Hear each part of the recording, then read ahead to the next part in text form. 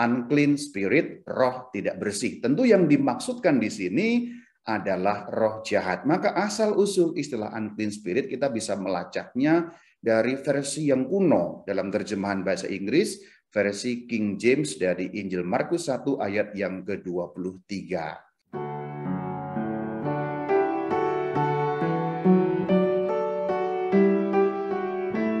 Dari mana sih asal-usulnya ada istilah unclean spirit ini?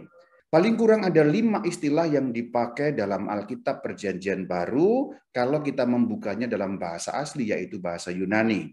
Yang pertama ada istilah satanas, yang kedua diabolos, kemudian demonia, kemudian pneumatos akathartos, dan pneumatos poniros. Kemudian ketika kita membuka terjemahan Perjanjian Baru dalam bahasa Indonesia, hanya ada 3 istilah yang umumnya muncul untuk menyebut setan, roh jahat, dan yang terkait itu.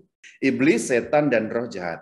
Kita fokus pada yang nomor 4 dalam bahasa Yunani, pneumatos akathartos, yaitu dari Injil Markus 1 ayat 23 dalam bahasa Yunani dalam teks aslinya. Baca langsung bagian yang berwarna kuning. Saya cetak warna kuning itu berbunyi pneumati akatharto. Pneumati akatharto. Pentasrifan dari pneumatos akathartos. Secara harafiah itu berarti roh tidak bersih. Pneumati, pneumatos itu roh, kathartos itu bersih, itu tidak, berarti roh tidak bersih. Tapi kemudian di dalam bahasa Indonesia itu diterjemahkan menjadi roh jahat. Maka kalau kita membuka Injil Markus 1 ayat 23, ayat yang sama dalam bahasa Indonesia itu akan berbunyi roh jahat. Ada seorang yang kerasukan roh jahat. Tidak terlalu harafiah, tetapi yang memang dimaksudkan adalah roh jahat. Karena kalau kita membuka terjemahan yang lain, misalnya dalam bahasa Inggris, ayat yang sama itu terjemahannya evil spirit, itu dalam Contemporary English Version. Atau dalam versi yang lain bahasa Inggris, Today's English, itu juga evil spirit. Mirip atau sama dengan terjemahan dalam bahasa Indonesia, yaitu roh jahat. Tapi kalau kita membuka terjemahan bahasa Inggris yang lama, yang dinamakan versi King James atau KJV, King James Version, terjemahan untuk ayat itu, Markus 1 ayat 23, itu unclean spirit. Maka kalau kita terjemahkan harafiah, kata demi kata, ya unclean spirit, roh tidak bersih.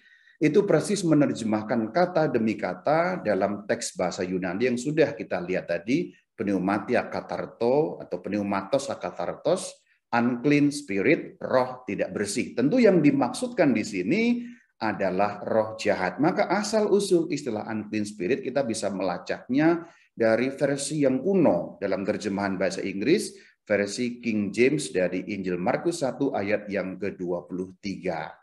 Maka sebenarnya apa sih unclean spirit? Ya, secara harafiah roh tidak bersih, roh najis, tapi yang dimaksudkan adalah roh jahat alias setan. Maka kalau ada orang bicara mengenai unclean spirit, ya itu yang dimaksudkan setan, roh jahat itu sama. Secara peristilahan, roh jahat itu sama dengan setan. Tetapi kalau iblis, di dalam bahasa Indonesia itu beda. Iblis dan setan itu sesuatu yang sama sekaligus berbeda. Simpelnya adalah, di dalam kesepakatan penerjemahan dalam bahasa Indonesia, iblis itu penghulu setan. Jadi ketuanya setan itu iblis. Kalau kita mengacu pada terjemahan di dalam bahasa Indonesia. Maka tidak pernah ada iblis-iblis kalau dalam bahasa Indonesia. Selalu hanya kata tunggal iblis. Kalau setan itu bisa jamak, maka roh-roh jahat atau setan-setan. Karena memang kesepakatannya demikian. Oke, itu terlalu teknis, saya tidak akan masuk ke sana, itu urusan penerjemahan. Tidak usah kita masuk kepada bagian itu. Yang penting kita tahu unclean spirit itu roh jahat atau bahasa kita sehari-hari setan.